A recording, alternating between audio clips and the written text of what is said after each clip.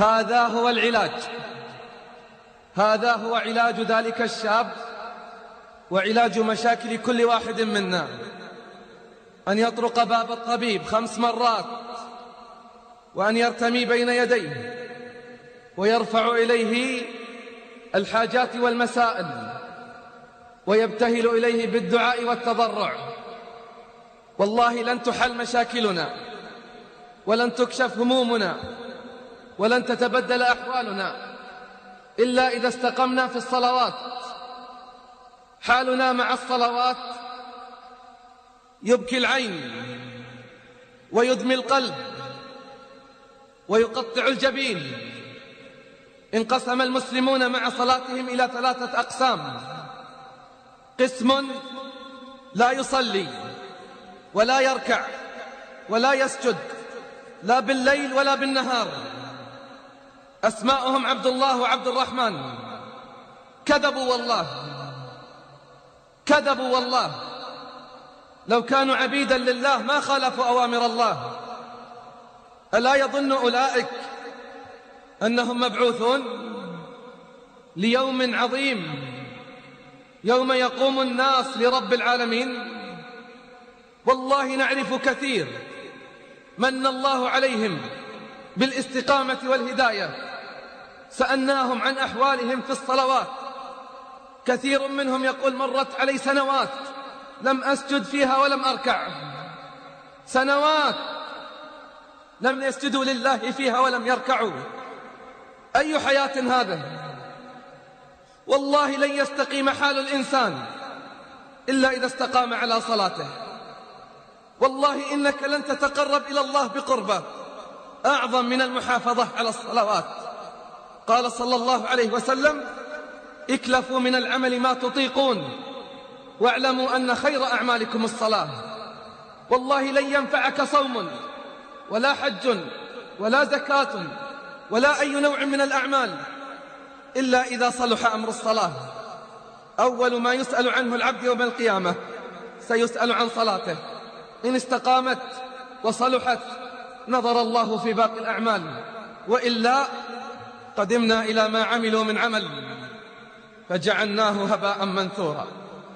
قسم لا يركع ولا يسجد، وهم كثير، وهم كثير.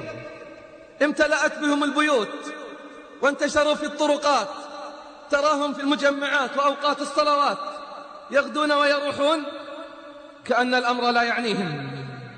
قسم آخر هم أيضا كثير، يقدمون ويؤخرون، ينامون ويتكاسلون، يلعبون ويلهون. إن استيقظ من نومه صلى، إن انتهى من لعبه صلى، إن انتهى من أكله وشربه صلى.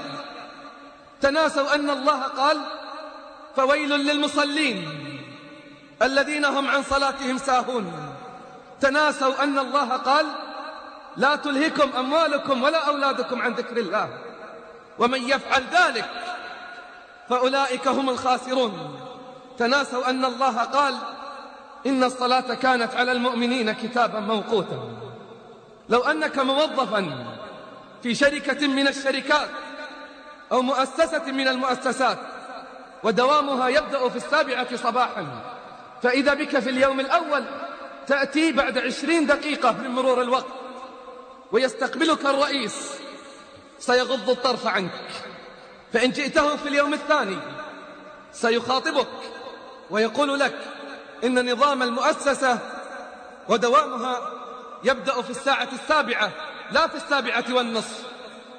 ثم إذا تكرر منك التأخر ستعطى إنذارا شفهيا أو إنذارا خطيا. فإذا تكرر منك التخلف والتأخر فلا مكان لك، فلا مكان لك في تلك المؤسسة. هذه مؤسسة وشركة من الشركات، فكيف بالذين يتأخرون عن طاعة رب الأرض والسماوات مرات ومرات؟ قال صلى الله عليه وسلم: ولا زال أقوام يتأخرون حتى يؤخرهم الله. لا زال أقوام يتأخرون حتى يؤخرهم الله. فقسم لا يركع ولا يسجد، وقسم يقدم ويؤخر ويتهاول ويتكاسل. وهم كثير لا ينطلقون إلى المساجد إلا إذا سمعوا الإقامة أو انطلقت الصلاة بعد ركعة أو ركعتين. تناسوا أن الله قال: السابقون السابقون أولئك المقربون. قسم ثالث وهم قلة قليلة، وأنا أعني ما أقول، قلة قليلة مقارنة إلى تعداد هذه الأمة، أمة المليار أو ما يزيد. تريد تشهد هذه القلة؟ اشهدها في صلاة الفجر. اشهد صلاة الفجر مع الجماعة حتى ترى عجب العجاب. ترى أن آلاف مؤلفة بل ملايين تغط في سبات عميق، وقلة قليلة هي التي انتصرت على فرشها وعلى شهواتها وانطلقت تجيب منادي الله. ينطلق أذان الفجر في 4:07. اخرج إلى الشارع، اخرج حتى تعرف مقدار المأساة. فلا تكاد ترى سيارة تتحرك، لا تكاد ترى إنسان يسير، لا تكاد تسمع أصواتا في البيوت. ادخل المسجد ترى آباء وكبارا في السن وقلة قليلة من الشباب الذين هداهم الله، والبقية الباقية تغط في سبات عميق، والبقية الباقية تغط في سبات عميق. ثم اخرج بعد صلاة الفجر بساعة، ثم اخرج بعد صلاة الفجر بساعة وانظر إلى الناس قد ملأوا الطرقات والتقاطعات وانتشروا في مناكب الأرض يطلبون الدنيا، ما كأن الله قبلها بساعة ناداهم مناديه: الصلاة خير من النوم. وواقع حال كثير من الناس يقول النوم خير من الصلاة. أسألك بالله العظيم، أين صليت الفجر اليوم؟ في صفوف المصلين أم اتصفت بصفات المنافقين؟ أليس أثقل الصلوات عليهم صلاة الفجر وصلاة العشاء؟ أليست هذه الأمة قد اتصفت بالنفاق في مشارق الأرض ومغاربها؟ تريد تعرف مقدار المأساة؟ اسمع بارك الله فيك. زرت ثانوية من الثانويات منذ أيام مضت، وبعد أخذ وعطاء تعداد المدرسة أكثر من 800 طالب في ريعان الشباب، أعمارهم تجاوزت 18 و19 و20 عاما. رجال المفترض أنهم يغيروا الواقع، أنهم يبدلوا الحال. سألتهم بعد أخذ وعطاء: أصدقوني في سؤالي هذا، من منكم صلى الفجر في جماعة؟ كم تظن؟ من 800 100 200 أم 3 أم 400؟ والله الذي لا إله إلا هو لم يتجاوز العدد 20. لم يتجاوز عدد الذين صلوا الفجر في جماعة من أبناء المسلمين في مدرسة تعدادها 800 طالب، 20 طالبا فقط، و780 بيت من بيوت المسلمين اتصفت بالنفاق. كيف يتغير الواقع؟ كيف يتبدل الحال؟ وأمتنا ضيعت الصلوات. لما تنزل قول الله جل في علاه على النبي صلى الله عليه وسلم: فخلف من بعدهم خلف أضاعوا الصلاة واتبعوا الشهوات فسوف يلقون غيا. يقول النبي صلى الله عليه وسلم باكيا، يقول: يا جبريل تضيع أمتي الصلاة؟ يا جبريل تضيع أمتي الصلاة؟ قال: يا محمد يأتي أقوام من أمتك يبيعون دينهم كله بعرض من الدنيا قليل. فضيعت الصلوات وارتكبت المحرمات. كيف يستقيم الحال؟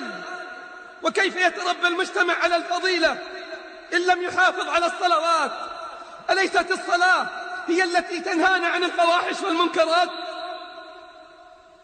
أليست الصلاة هي التي تنهانا عن الفواحش والمنكرات؟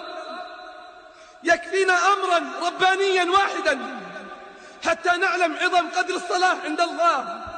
أما يكفيك أن الله افترضها فوق السماوات؟ أما يكفيك أن تعلم من قدر الصلاة وعظم شأنها عند الله أنها فرضت فوق 7 سماوات وهو بالأفق الأعلى؟ إذ دنا فتدلى فكان قاب قوسين أو أدنى فأوحى إلى عبده ما أوحى.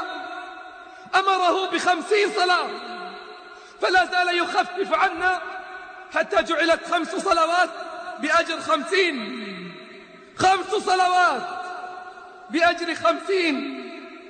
الصلاة نور، كيف تستطيع أن تسير في الظلمات؟ كثير يتخبطون، كثير يشتكون من الهموم والغموم، علاجهم الانضمام إلى صفوف المصلين. مآسي الشباب في كل مكان، وعلاجهم ادخلوا بيوت الرحمن، انضبطوا في صفوف المصلين.